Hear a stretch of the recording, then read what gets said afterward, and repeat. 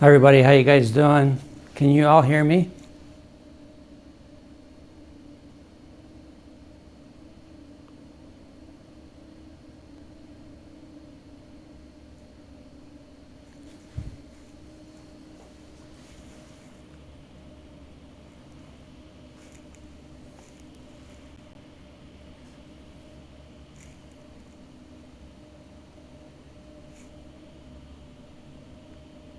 You guys hear me?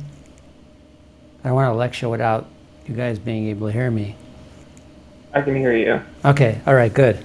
All right, so today I want to talk about two different labs because one is more like a project. So the two labs I want to discuss today, the DC circuit analysis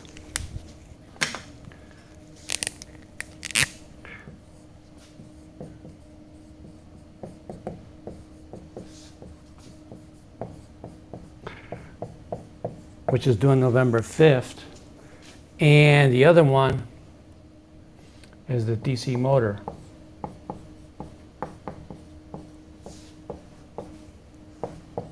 Which is due on December 3rd.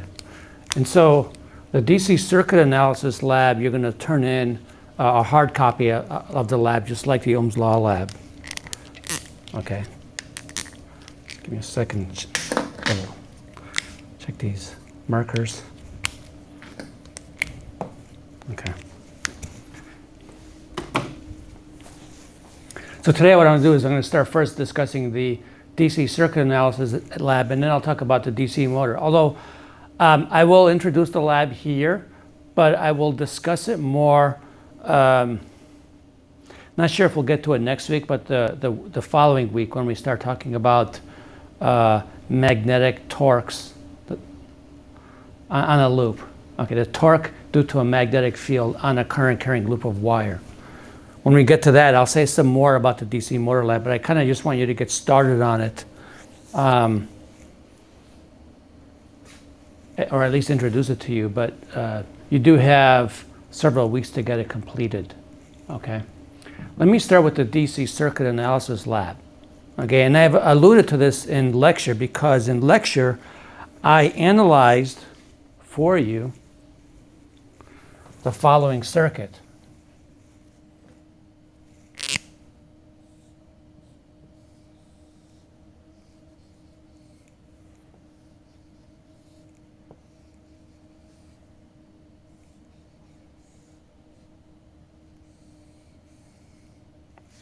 I always get the labeling messed up, so let me get my picture.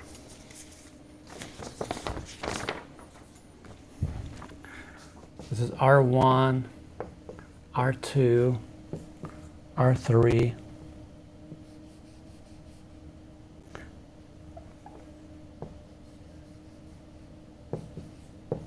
and R4. So these are the four resistors in your circuit. And what you're going to do is you'll set up the circuit. Actually, before you set up the circuit, what you need to do is to measure the resistance of these four resistors. And you have to use the resistors that are given in the lab. When you download the document, it'll tell you what R1, R2, R3, and R4 are. So you have to use those values. Okay?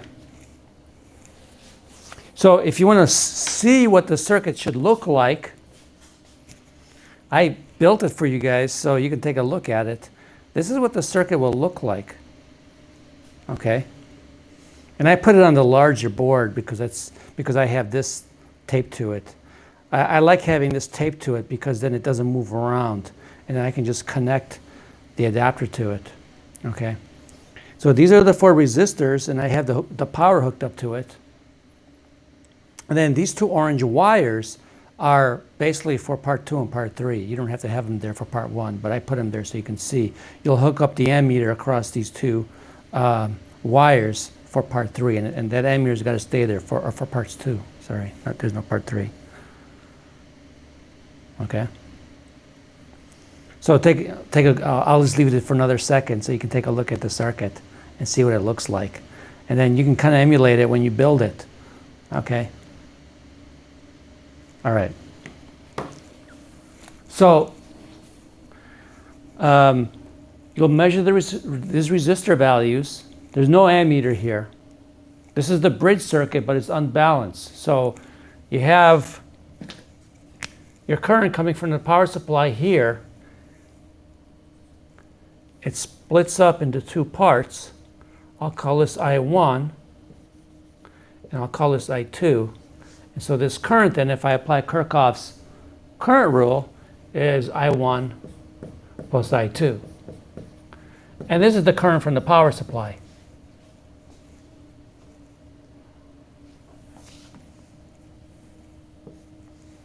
So you'll measure the resistance values and the power supply voltage. You set up the circuit. And what you're going to do is you're going to measure the voltage across R1, the voltage across R2, the voltage across R3, the voltage across R4. But in addition, you're also going to be measuring the current from the power supply. So you'll have an ammeter here. Now, whether you have the ammeter there or not when you make the voltage measurements is up to you. But if you put this in the circuit and then take it out, and then you make your voltage measurements, then you'll notice there's going to be a systematic error between the measured I sub s and the calculated I sub s because this thing has a resistance. And so I'll leave it up to you if you want to leave it in when you're measuring the voltages, or you can just take it out. It's up to you. Okay, but you need to let me know if you took this out when you measure the voltages. Okay. In part 2, I keep writing parts 2 and 3. Really, it's part 2. It's for tables 2 and 3. Hold on a second. In part 2, you're going to actually have to take this out. Okay, because otherwise you would need 3 multimeters. You never have 3 multimeters. Okay, so you're going to make these measurements, and then you're going to calculate the current through this one, which is easy to calculate.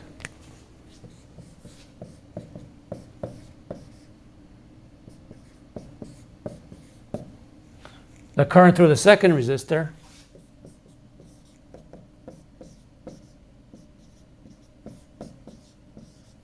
And then you do the same thing for the third and the fourth resistor. You're also going to calculate the uncertainties in these values. You're also going to figure out what the uncertainties are in all these measured values.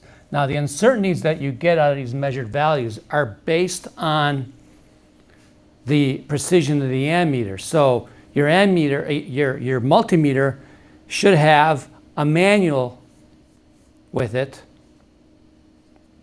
and that manual will tell you how accurate, in fact, it's actually giving you the accuracy, how accurate each one of those measurements are on the various scales. And so you're going to have to read the manual to get your uncertainties.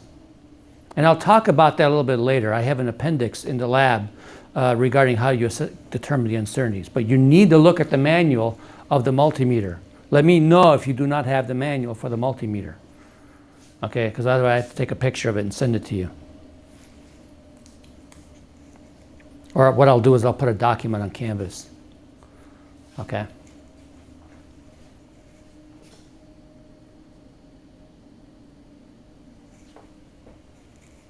All right.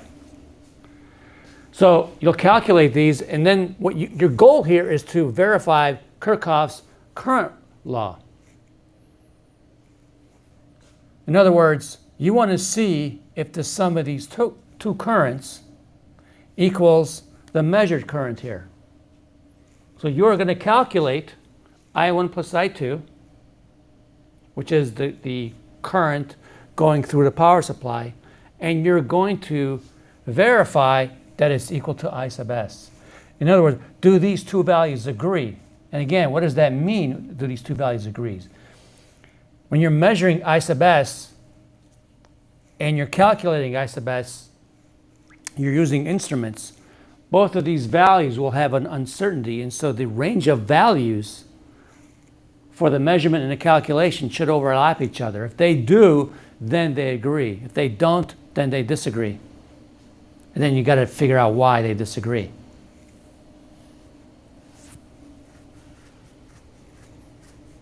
Questions on that?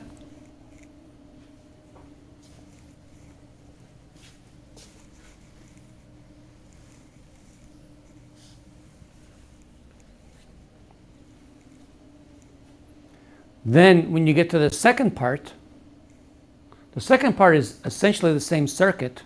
And again, we analyzed it in class. So you can watch the lecture in class. Okay? You can watch that video.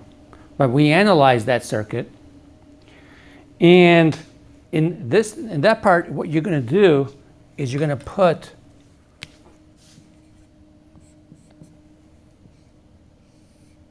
an ammeter here in between points A and C. And that's going to change the circuit when you do that. Right? When you do that, that'll change your circuit. Because if this bridge is not balanced, current will go through that ammeter, either to the left or to the right. And your measurement will tell you which way the current's going through that meter. And you're going to make the same measurements, right? You're going to measure this voltage, this voltage, this voltage, and this voltage. You're going to measure this current. Now, in this part, you're going to measure this current probably before you make the voltage measurements, because you're going to have to take it out. You can't keep this multimeter, ammeter in the circuit the whole time, because this has to be there in the circuit, and you need to use this to measure your voltages. So you're going to have to take that out. Okay? And of course, that's going to give you a systematic error, because now you're changing the resistance of your circuit, because this meter doesn't have zero resistance. So again, you're going to be verifying the current rule here, but also here. The current through this ammeter is going to be the difference between I1 and I3.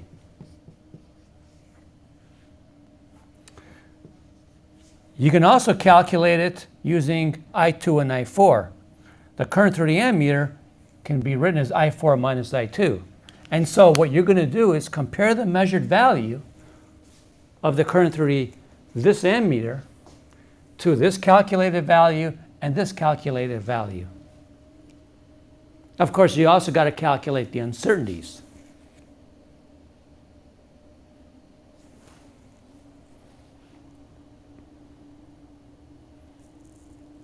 So the measurements for this lab are easy.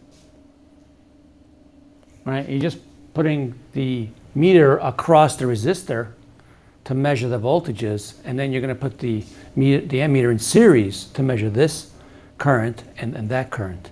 Remember that this meter has to be always there as you're measuring the R values. You cannot take this out. Okay. And you're going to do this twice for this part. The first time you do it, you want the ammeter on the highest current setting, which is the 10 amp scale. Then you're going to do it again at a lower current setting. And when you make the current setting lower, now this resistance is not going to be zero, and you're going to see the effect on your circuit. You're going to see the effect on your measurements. Okay? And you really see when you compare the measured value to the calculated value, you'll see the effect.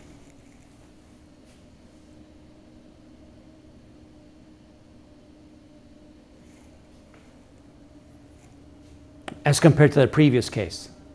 Okay? This value will be different. that value will be different as compared to the case where you had this on the higher current setting. So you want to do this at 2 current settings. And so you're going to do this part twice, where the current setting of the ammeter is one's for a very high current and one's for a lower current. Okay. Now there's a trade-off when you change scales. So when you, at the highest current setting, if you have a low current, you're not going to get a lot of sig figs. But when you set this to a lower current setting, you'll get more sig figs in your meter, but your resistance changes. So you're actually changing your circuit. So there's a trade-off in terms of how you're using the instrumentation. Higher current setting gives you a smaller effect on the circuit, but less sig figs. A lower current setting gives you a bigger effect on the circuit, but more sig figs. Okay? And that's part of what I want you to see in doing this lab. I want you to see the effect of the ammeter on the circuit. In fact, one can also do an experiment where they look at the effect of the voltmeter on the circuit. We're not doing that this semester, but one can do that. Okay? Questions on this? So the only difference really is in part 1, you don't need these 2 wires. In part 2, you're going to put the ammeter between these 2 wires. Okay, that's really the only difference.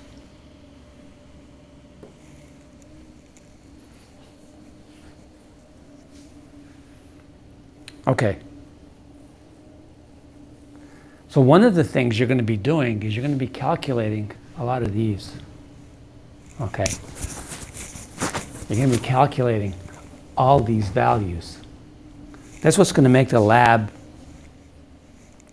long, is the written part, because you're doing a lot of data analysis.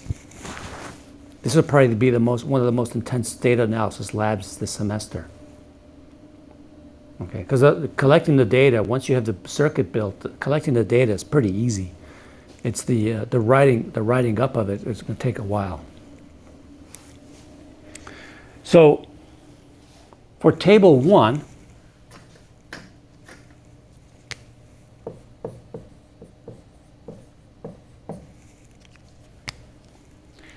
you're going to show me your work. So if you're going to show me your work and how you did your calculations, I don't want you to show me every single calculation. Show me how you calculated one of these, and show me how you calculated one of these. And I'm going to assume that you use the same equation to calculate the other ones, okay? Same thing here. Show me how you calculated this. I'm assuming you know how to, you can do the same thing. And then show me how you calculated one of these, not both. Because otherwise your lab report is going to be tremendously long, all right? Now, of course, you're going to have to, you might want to set up a spreadsheet and do these calculations. All you got to do then is enter numbers. But you still got to show me the equations that you used and show me how you plugged in the numbers into the equation. So I got to see both the main equation that you use and the main equation with the values plugged in. I got to see them both. Same thing here. When you get to part 2, when you calculate this, show me one sample of this. Show me one sample of this and one sample of this. And then out of these 4, show me one example. And then out of these, you got to show both of these because the equations are different. Okay? If you're using the same equation, these 2 equations will be different because I sub c is a difference and I sub s is a sum. Okay, so you want to show your work for this guy, oops, this one, one of these.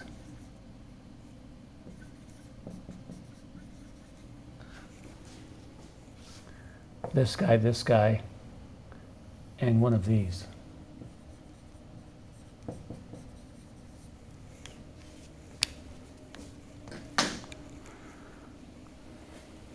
So the next question is, how do I figure out the uncertainty in this value, this measured value? How do I get the uncertainties from the measured values? So your multimeter should have come with a manual. You should have one of the manual, a manual. You got two of these multimeters, okay? Especially the one that came in the box that I gave you about a week ago. There should be a manual in there.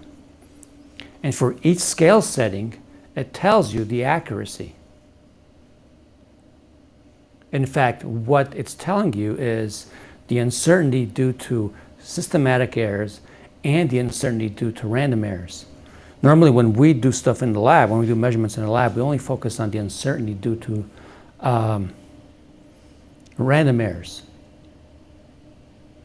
The manuals have both. Okay? So let me talk about what the manual specifies. So I'm going to make up some numbers.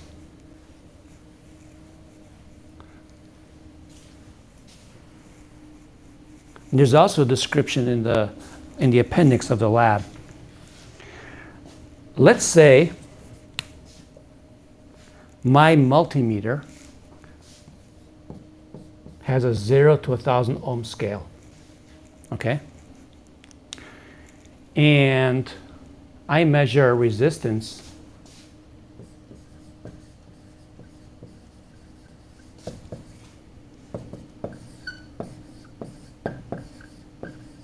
the meter shows this value. Like, okay, well, I go to the manual, I look up the manual, and I look up what is the accuracy on this setting.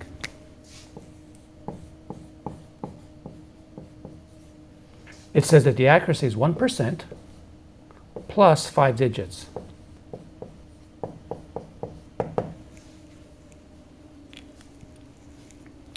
So what does this mean? And we need to interpret what that is. This is telling me the uncertainty.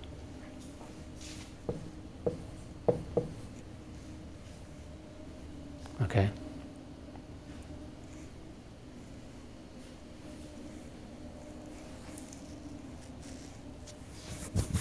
This is telling me basically the uncertain the last digit.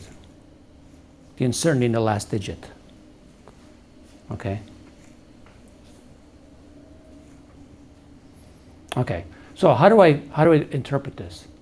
All right. So this 5 digits represents the uncertainty in the least significant figure.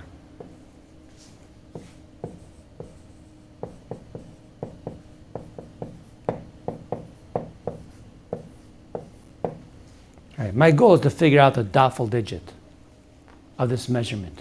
So when the meter says this digit is off by this least significant figure is off by 5 digits, what that means is this can be off by 0.5.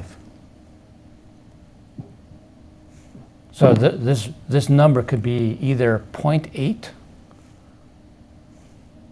right? It can be as high as 0.8 or 0.8, or this can be 249.8. So this can be 250.8 or 249.8 as a result of this. And you've seen multimeters where the last digit fluctuates and stuff. Okay? So we have an uncertainty of 0.5 ohms. And then we have an uncertainty of 1% of this number.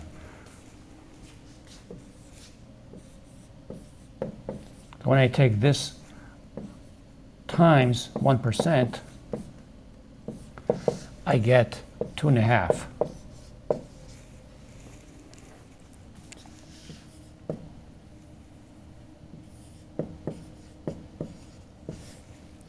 So the total, my total uncertainty is 3 ohms.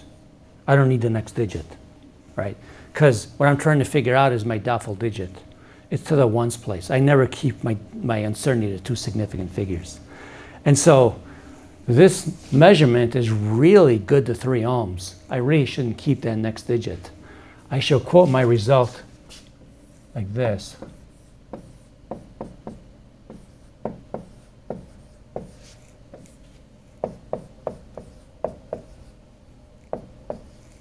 Or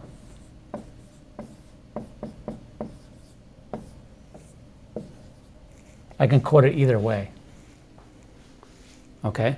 That's how I should measure. This thing now is useless because of the fact that I know my uncertainty is to the ones place. Okay, not to the tens place, but to the ones place. That's how I determine my delta R.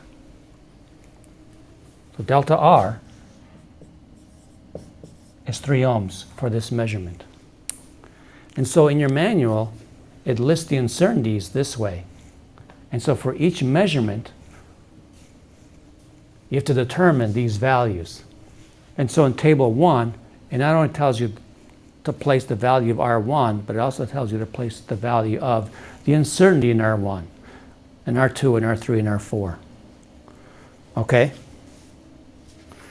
And same thing for the V's and the calculated I's.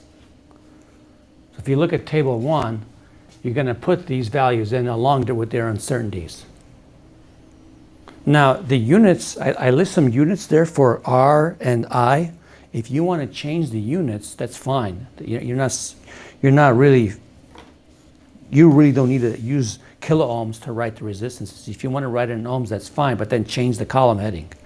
If you want to write the current in amps, that's fine, but change the column heading so it says amps in table 1.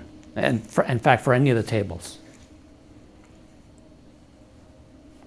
So once you get all these uncertainties, then you can use error propagation to figure out the uncertainty in this guy, the uncertainty in this value, or the uncertainty in this value. Do you remember the error propagation? You did it on the worksheet early in the semester, but you're going to do a lot of error propagation in this lab.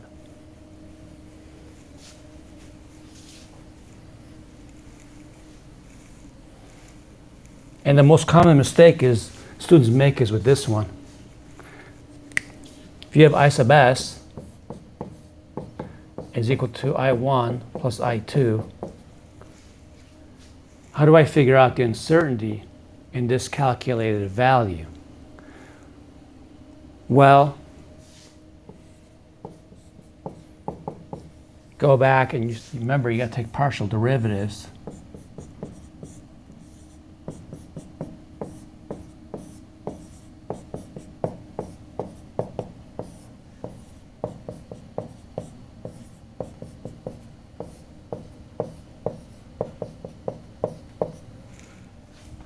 If I take a partial derivative of this function with respect to I1, I just get 1. And if I take the partial derivative of this with respect to I2, I still get 1. So this gives me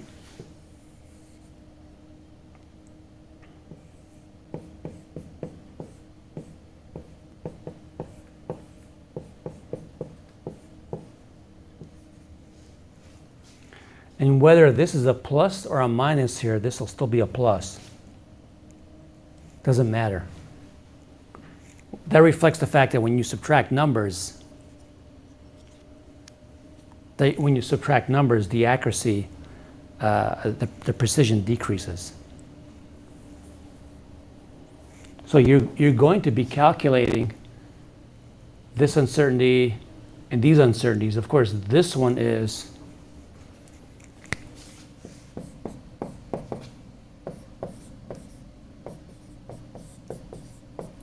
and then again, you would have to apply this rule for this function to calculate the uncertainty in the current.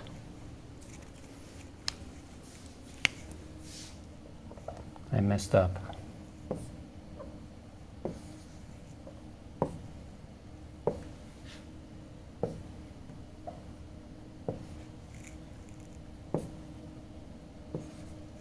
I messed up with my annotation, sorry.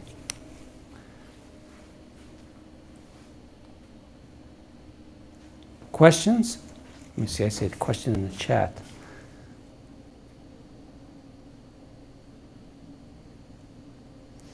Do you have to do it for multiplication by a constant? You mean show your work, or?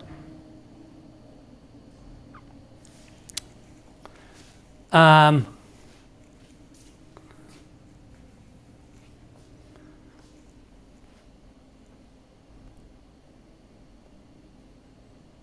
that's a good question. It should be the constant times the uncertainty, right?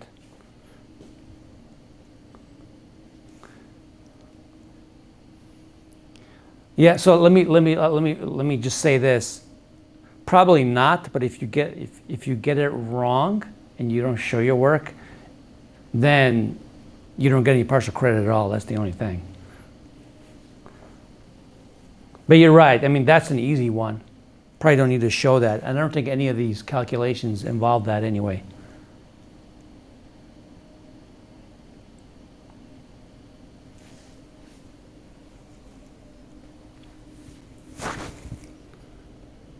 Other questions?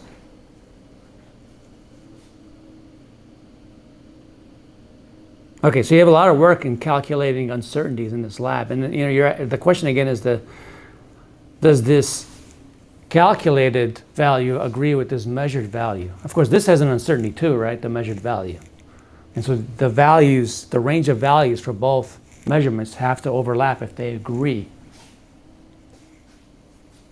Okay, so that's the question I ask.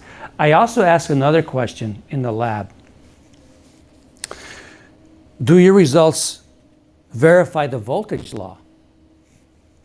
So you have to actually choose a loop in the circuit, any loop you want, whatever loop makes you happy, and sum the voltage drops in that loop.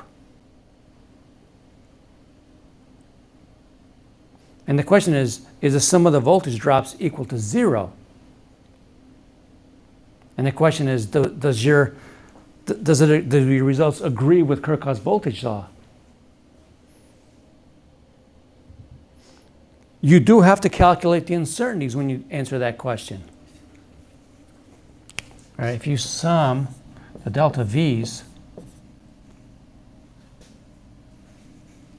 okay, you also need to know the uncertainty in this sum.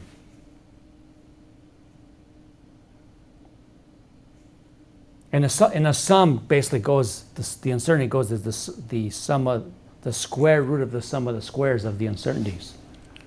So you actually have to calculate the sum and the uncertainty.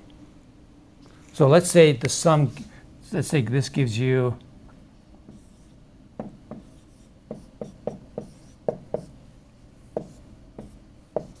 this tells you that it doesn't agree with Kirchhoff's voltage law. If you get this tells you it does agree with Kirchhoff's voltage law because the range of value includes 0. And expect weird results like this when you do that. And the reason why is because you're trying to calculate something that's equal to 0. You're trying to measure 0. And one thing I learned in grad school and afterwards, it's very tough to measure 0. And the uncertainty will always be large when you're trying to measure 0. Okay, anything that's 0. Okay, so expect that.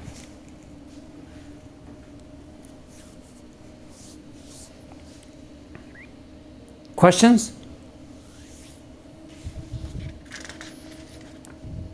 So in the lab it says if it says calculate the uncertainties, calculate the uncertainties. And one of the reasons people lose points on this lab, especially for the question section, is they don't calculate uncertainties when it explicitly says to do that. Okay. And again, there's an appendix which reminds you how to get the uncertainty for each measured value. Okay. So this lab is due on November 5th. Next, I want to tell you about the motor lab. And I'm hoping that the motor lab, typically the motor lab ends up being a fun lab.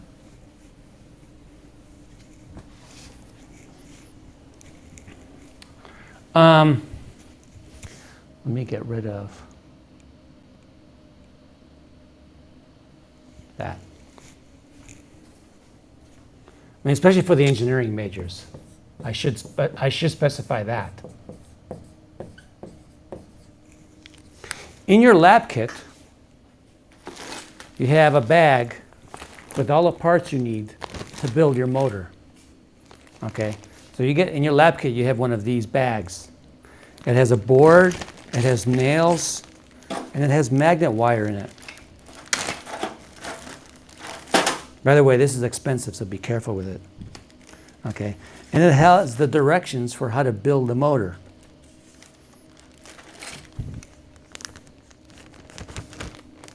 So what you're going to do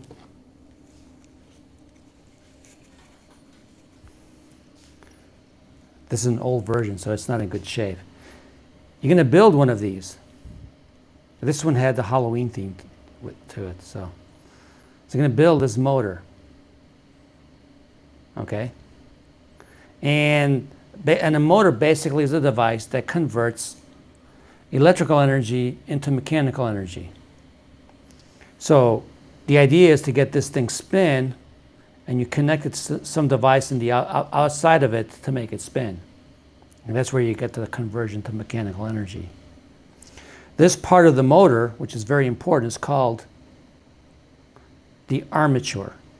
This is what does the work, okay, on the environment. Then it has these things to make connections. They're called the brushes. And then this thing is really messed up. It's called a commutator. These are the three important parts of the motor: the armature, the commutator, and the brushes. I guess I should write that down.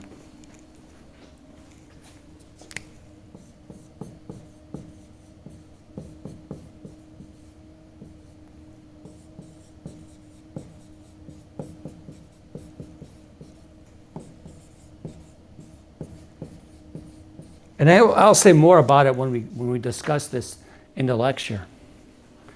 And in order for your motor to work well, these items have to be built well. Okay? I'm not asking you just to build one and make it work. Okay, so this was built from a student in our 110 class. And so for those students had to just make it work. But you guys are engineering majors. There's also a criteria for which I'm going to grade. There's two criteria, really. So the grade is based on two things. It's graded on the answers to questions on last page. This is worth 10 points. There's 5 questions. And then it's graded on how well the motor works.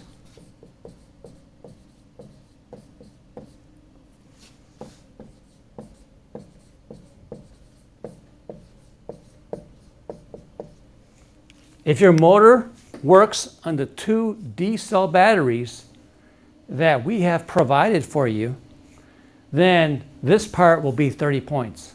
You'll get 30 points on this part. And then you just got to answer the question. Most people get most of the points on them. Okay, they'll either get 8, 9, or 10 points on this part. So you're pretty much guaranteed an A if you turn this in and then you get your motor to run on 3 volts. Okay. So if you want to get the full, as high grade as possible, it's got to run on 3 volts, 2 D-cell batteries. Okay, so they're provided in your kit.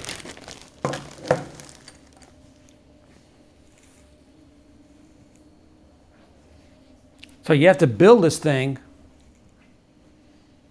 which is it's pretty easy to build it. I mean, you're just wrapping wire, but you got to be careful with it.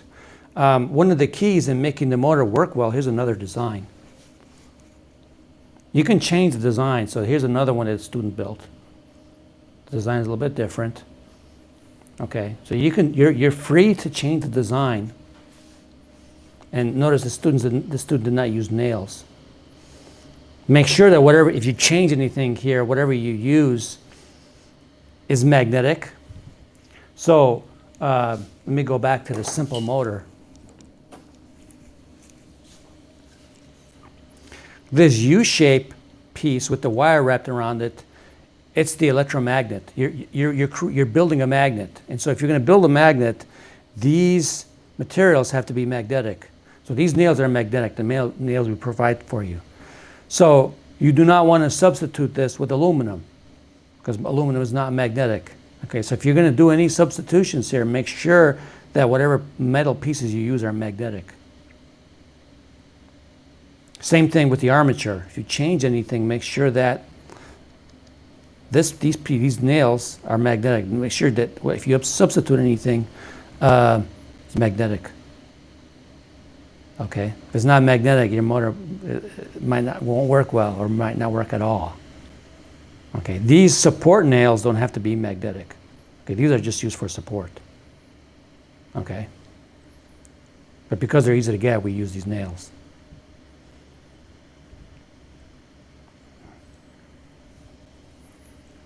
So yeah, you have the option to change this. Now, this piece and this piece have to be hooked up in series. That's one important thing. If you hook it up in parallel, you're going to be running too much current through it, especially when you use more voltage, and you might melt the enamel coating on the wire. The wire has an enamel coating on it. And so if you run too much current through it, the wire will get hot and you might melt the enamel coating. So when you use the wire to make electrical connection, you have to use sandpaper to sand down the coating, the ends of the wire.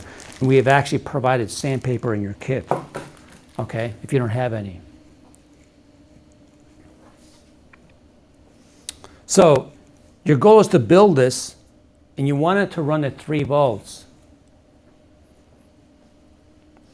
Don't wait until December 3rd or December 2nd to build the motor,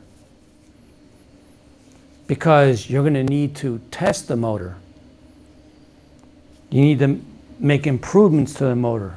For most people, it's not going to work on the first try. It's not going to work at 3 volts on the first try. Okay? You're going to have to make adjustments to make it work at 3 volts. Okay, so in the lab I have a grading scale. If it doesn't work at 3 volts, you can take a look at it. Okay.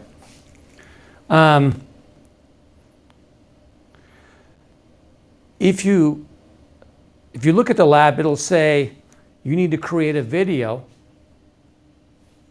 that shows your working motor. So I need to see your motor with your name signed on the board, and I need to see you in it.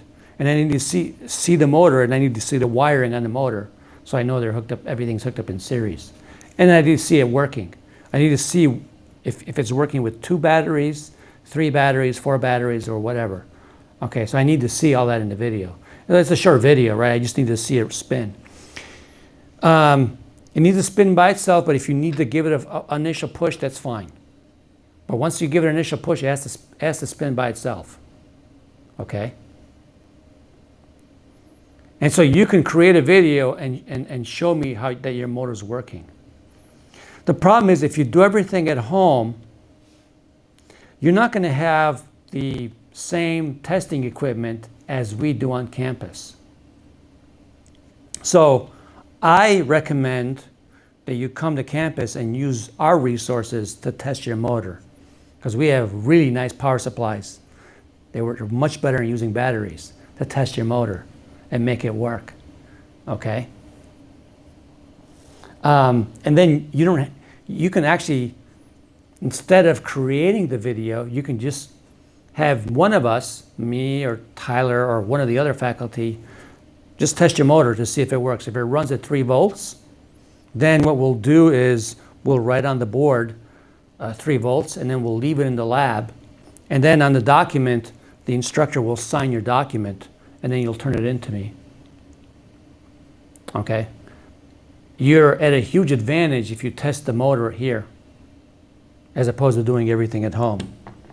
And so also, if you need to run your motor on something higher than 3 volts, then if you're doing this at home, you're going to need to buy more D-cell batteries.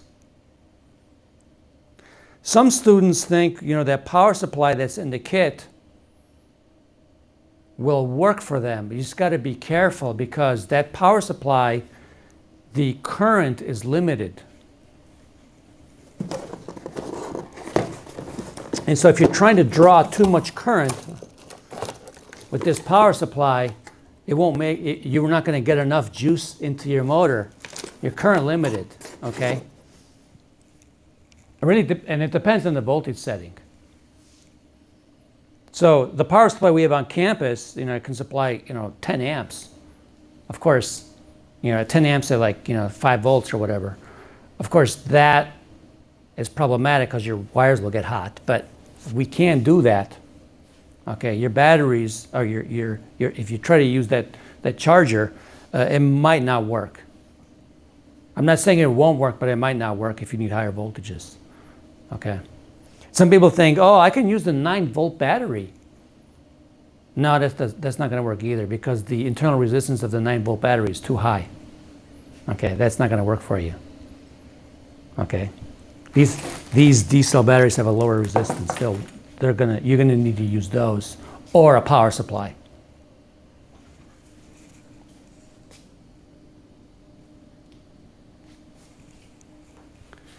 I'm going to take a look. You guys are making comments that I'm frozen. Let me see. You're fine now. You were frozen a couple minutes ago. Oh, okay. Okay. Yeah, sometimes, because I have 2 monitors, so I can't always see one of the monitors. Just let me know if I'm frozen. You can just blurt it out. I think you're frozen right now. I'm frozen right now? Oh, yeah, I am. Okay, hold on a second. Okay. I don't know why. It's weird. At this time, everything gets frozen. I'm going to get a new computer later on this semester, so I'm hoping that'll help. I don't think it's the internet. Okay. Make sure I remember everything. Let's see. Someone asked in the previous class, what are some tips that you can give us that will help the motor to work well? I'm going to start with the following 2 tips. Okay. Number 1, you have to wrap this well. You have to wrap the armature well and the motor well. Okay. See how nicely this is wrapped? The magnet's wrapped well on here. The armature is not. I don't know if you can see. This is kind of a little bit messy, the armature, but this is wrapped well. So this only worked at 5 volts. Okay, because he had problems. He changed the design, but it didn't work that well. Okay. So one of the issues was the armature was not wrapped very well, and it was actually kind of heavy. It's a pretty heavy armature. You make it this big, it's more weight to turn, okay? The other issue is making sure you have a good connection. Now, let's take a look at this person's design. We have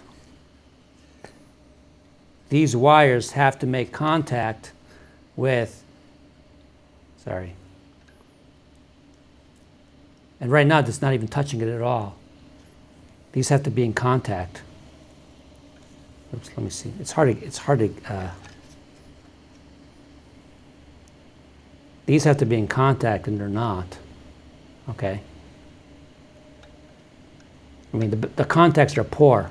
So the connection between the armature and the brushes has to be consistent. And a lot of times it's not. And so as the motor rotates, sometimes you lose contact. And if that happens, the more times it loses contact as the motor spins, the higher the voltage you need to keep this thing moving. So what some students do is they buy, if you can see it, they buy like copper strips. You can go to Lowe's or Home Depot and buy it. And they attach that to the commutator. Okay. And so that helps keep the contacts better. But although this person used these wires, notice what this person did. This person actually put nails on here to support the brushes. And so at one point when this thing was working, these are in the stock room, so these things get banged around. This student had the connections pretty much fixed, and so when this thing rotated, the student always had good contact. This thing ran at 2 volts. Okay. And so by building this support for the brush, student was always able to maintain contact between the brush and the commutator.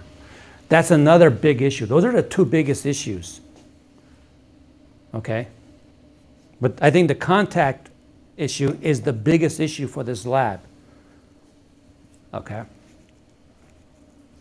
There's other issues, but in order to discuss those, I'd have to see your motor. Okay?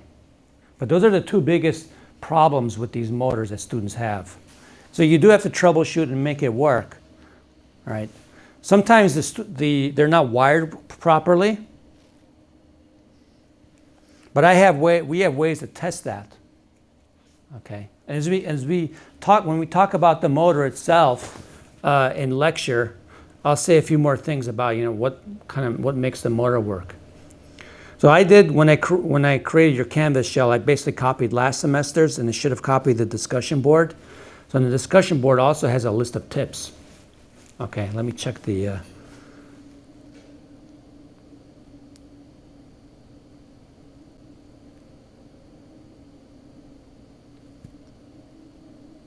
Okay. Okay. So the discussion board will also have more tips in it for you guys. Do you have any questions or concerns?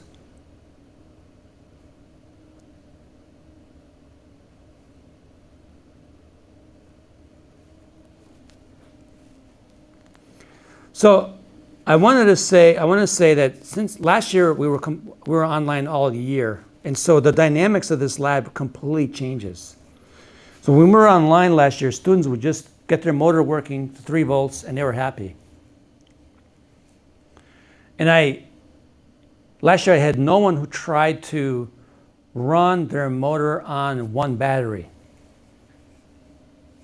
The spring where we went from, when COVID started, we actually had students try to run their motor on 1 battery, and they did get it to work. Okay. The dynamics of the class changes when we're online. When we're in person, especially the engineering students, they will actually compete with each other to see who can get the motor to run at the lowest voltage. Okay, it's not the same as when we're in person. When you're in person, the students will compete. They see each other working on it. They're looking over each other's shoulders and trying to figure out, oh, how can I make my motor run better? And that's a good thing, because that makes you learn as much as possible regarding, basically on how to build things and how to troubleshoot things. Okay, but because we've been online, that part of the dynamics of the course has been missing. So I'm hoping that, the fact that I'm giving you an opportunity to come to campus and work on the lab, on the motor, will help you to build a motor that's optimized. Okay, that's what I'd like to see. Try to do the best you can with your motor. That's where you learn the most. It's not going to work the first time, okay, when you build it. And so don't do it December 2nd. You want to do it, a week or 2 before. You can do a little bit at a time. You can build the armature first, then you can build the magnet second. None of these take a long time to do. It's just the testing part you have to think about, how it works. Okay. So the testing part, probably I would leave, if you work on it this week, the testing part I would work on it after I've discussed chapter 29. Okay, after I've done chapter 29, then you can focus on troubleshooting if you decide to build it early. Okay.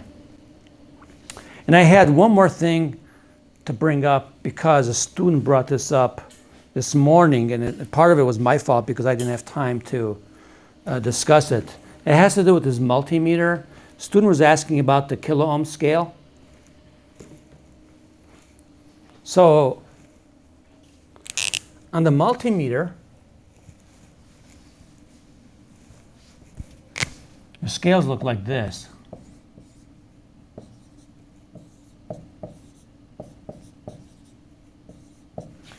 I forget the other ones now.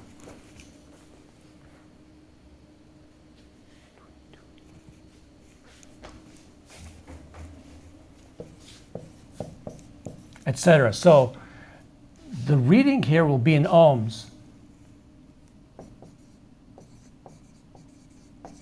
So when it says the 200 ohm scale, the values are between 0 and 200. The 2 kilo ohm scale, the values are between 0 and 2,000 kilo ohms.